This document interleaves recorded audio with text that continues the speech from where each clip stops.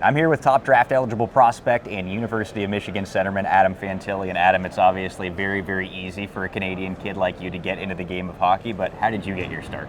I'd say 2 weeks after my second birthday, my dad wanted me on skates and he brought me to a free skate and just started wheeling around with him. So that's kind of where I started, kind of where I fell in love with it and put me in hockey not too long after that. So just wanted to keep going with it. At what point did you realize you might be able to do something with hockey?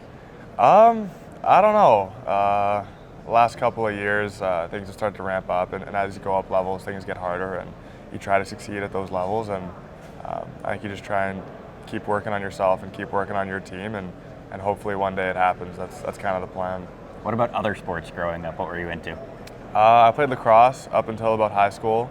I've golfed since I was probably around 7 or 8 years old, and I loved snowboarding back in the day. I mean, I can't do it much anymore, but my parents used to bring us out west to snowboard a few times, and I loved it. What's your handicap on the course? I don't know. Probably around 8 or 9. That's not too shabby. Yeah, not bad. I can get around the course. That's excellent. What about favorite teams, favorite players growing up? Like, who were you into in the NHL?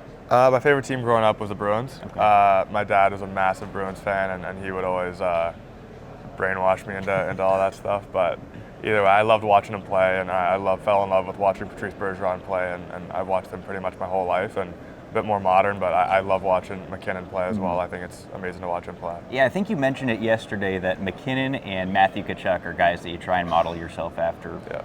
Guys with lots of skill, but also some bite in their game. So is that kind of what separates those two for you, that bite in their game? Yeah, exactly. I think that's a main reason on why I try and emulate what they have. Again, they're NHL stars, so I'm not going to compare myself to them in any sense, but I'm definitely going to try and emulate a lot of what they have because I think they have a lot of impact on a lot of games.